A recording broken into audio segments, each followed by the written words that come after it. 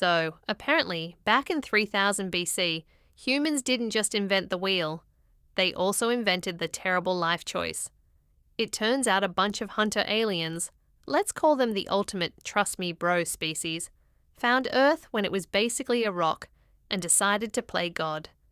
They taught humans how to build stuff, and in exchange, the humans started worshipping them.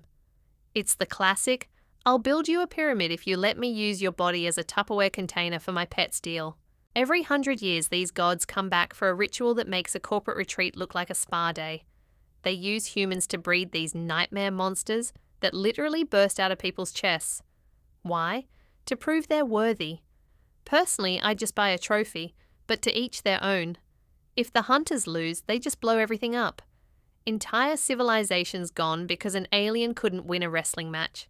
Talk about a sore loser. Fast forward to 2004.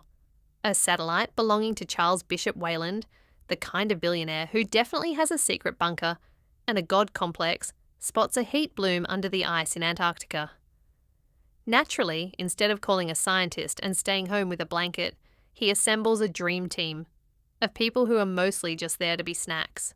The team of soon-to-be regretful professionals: Sebastian Ossa, an Italian archaeologist who was digging in Mexico but clearly prefers freezing to death; Lex Woods, a survival expert who is the only person in this movie with more than 2 brain cells; Graham Miller, a chemical engineer who probably thought this was a corporate tax retreat.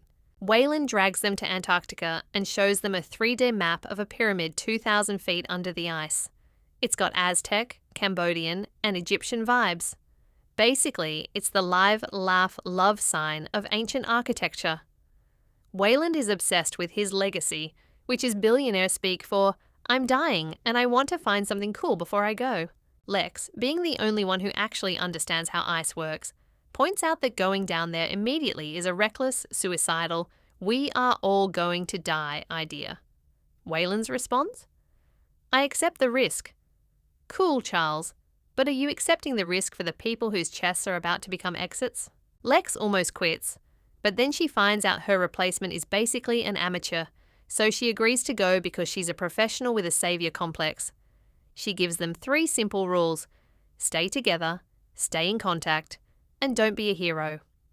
Spoiler alert, they are going to break every single one of those rules within 20 minutes. They arrive at an abandoned whaling station from 1904. While the humans are busy setting up tents and shivering, a predator ship is casually hovering in orbit. The aliens use a laser to blast a perfect hole into the ice. When the humans find the hole, they're baffled. Who could have dug this 2,000-foot hole in 24 hours, they ask. I don't know, maybe the guys who have been using your planet as a playground for 5 millennia. Despite the hey, look, a giant alien-made hole warning sign, they decide to go down anyway. Lex tries to tell Weyland he's too sick for this, but he gives her some speech about reaching the summit. Sir, the summit is usually up. You're going 2,000 feet into a hole. That's called a basement. As they descend, a snowstorm hits the surface, and 3 predator pods drop from the sky. Down below they find the pyramid. It's massive, ancient, and shockingly, the moment they step inside, the building wakes up. The corridors start shifting like a giant murderous Rubik's Cube. Deep in the basement, the queen xenomorph is waking up from her nap. She's grumpy, she's hungry, and she's ready to lay some eggs. Our experts are still translating wall markings that basically say, only the chosen may enter, while the people left on the surface are already getting picked off by invisible hunters. They finally reach a chamber filled with human bones. Sebastian notices the bones are bent outward. Now, if I were in a room filled with thousands of skeletons where something forced its way out from within, I would simply leave. I would walk back up that 2,000-foot rope and go home. But no, they decide to keep going because it's a discovery. So, the experts are standing in a room made entirely of human rib cages and shattered skulls. Instead of doing the sane thing, which would be running until their lungs gave out, they decide to venture even deeper. It's the classic horror movie logic. We found a pile of bones, let's go see what made the pile. Meanwhile, in the sub-basement, the queen xenomorph is cranking out eggs like a high-speed organic 3D printer. This is the circle of life, except the circle is made of acid, sharp teeth, and a complete lack of parental supervision. While the humans are busy playing Indiana Jones, 3 predators have already entered the building. They're basically the cosmic landlords coming to check on their rental property, and they are visibly annoyed that the tenants have started moving the furniture and touching the artifacts. They move through the corridors with the kind of grace you only get when you've spent thousands of years stabbing things for sport. The don't touch that phase. The team finally reaches a stone tomb covered in Mayan calendar symbols. Now, if I see a tomb that was last opened in 1904, the same year a whole whaling station full of people vanished, I'm leaving it shut. I'm not even looking at it. But Sebastian, the human calculator, can't help himself. He adjusts the stone dials to the current date, 2004, and the tomb pops open with a sound that screams, "You're going to regret this." Inside are 3 advanced plasma weapons. These things look like they were designed by a tech company from the year 3000, yet they're tucked inside a pyramid that predates the invention of sliced bread. It makes 0 sense to the scientists, but instead of calling it a day, Maxwell Stafford, the guy who clearly values stuff over staying alive, decides to grab them. The second those weapons are lifted, the pyramid throws an absolute tantrum. Massive stone walls start sliding, floors shift, and the group is split up faster than a boy band after a lead singer goes solo. It's a literal maze now, and the house always wins. Exciting developments and FaceTime. The poor souls left behind in the sacrificial chamber are now sealed in. Suddenly, the floor opens up and pedestals rise, holding leathery, pulsating eggs. If you ever see an egg that looks like it has a heartbeat, don't stand near it. But our secondary characters are trapped, so they don't have much of a choice. The eggs split open and facehuggers launch themselves like caffeinated, 8-legged nightmares. The process? They clamp onto your face, wrap a tail around your neck, and shove a tube down your throat to impregnate you. The reality. These people walked in thinking they were making history. They're actually just being used as biological incubators. It's the ultimate "this could have been an email" situation. Back with the main group, Lex is trying to maintain order while the pyramid rearranges its layout every 10 minutes. Sebastian figures out the 10-minute clock rule, which is great to know, but doesn't really help when you're being hunted by invisible 8-foot-tall space warriors. The invisible side eye. The predators are legitimately triggered. Imagine going to your gun safe and finding out a bunch of hairless monkeys stole your favorite hunting rifles. They start picking off the security team with invisible wires and spears. One man gets his neck snapped by a wire he never saw coming. It's efficient, it's brutal, and it's a total "I told you so" moment for Lex. Maxwell is still lugging around the stolen weapon bag like it's a limited edition designer handbag, refusing to give it up even as his team gets dismantled.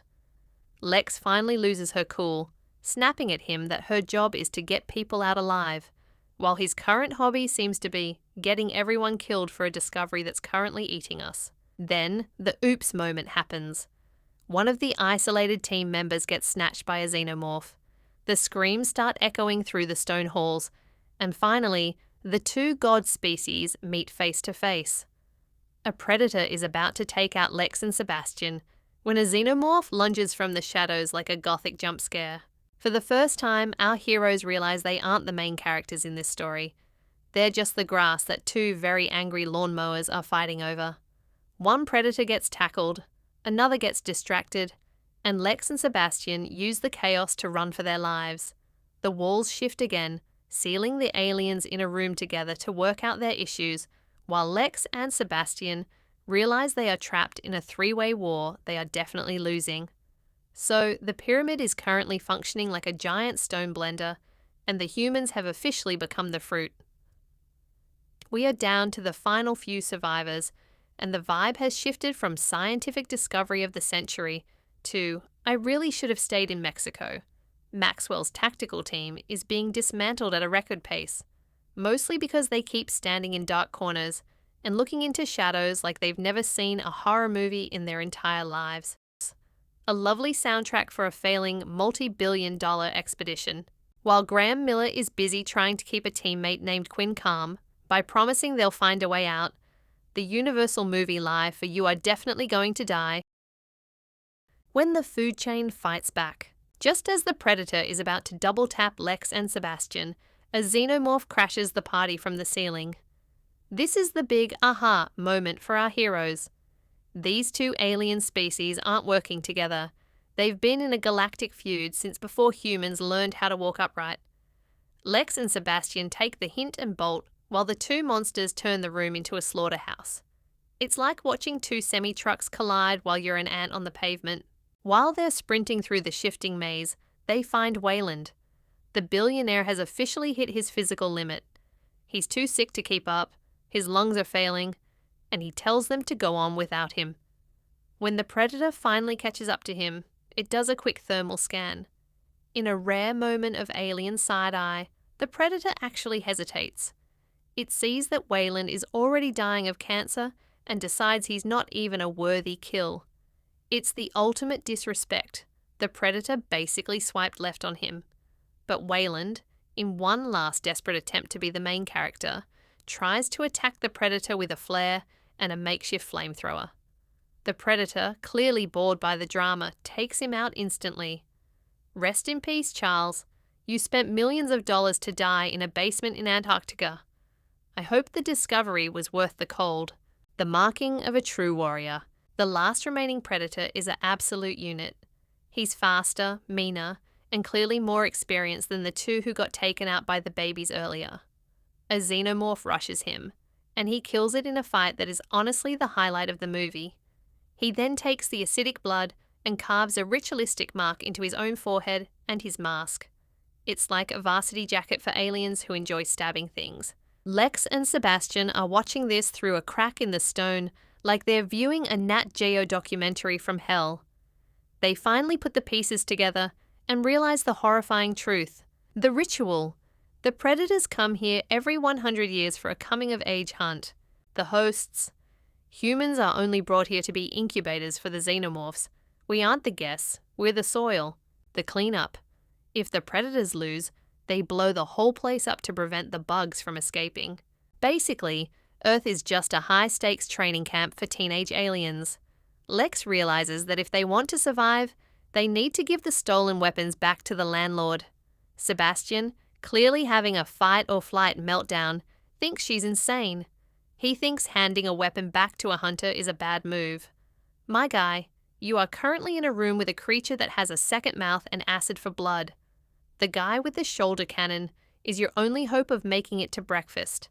The final sprint and the big snatch. The walls shift again, and they start a desperate sprint through the changing corridors. They reach a broken section of the floor over a massive drop, and Lex almost slips to her death.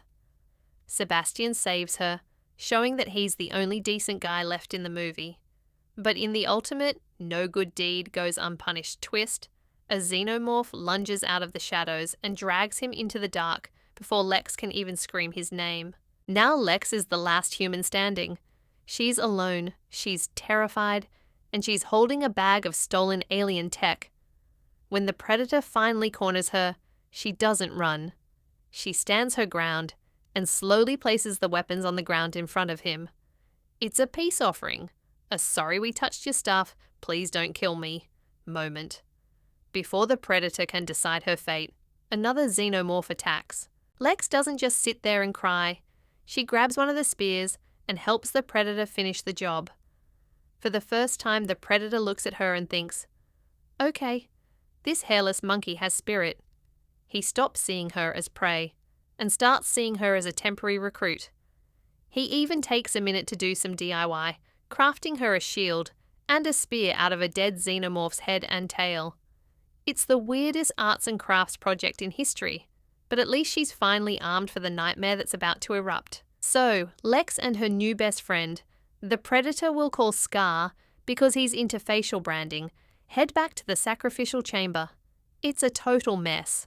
It looks like a high-speed blender went off in a butcher shop. They find Sebastian, but he's not exactly okay.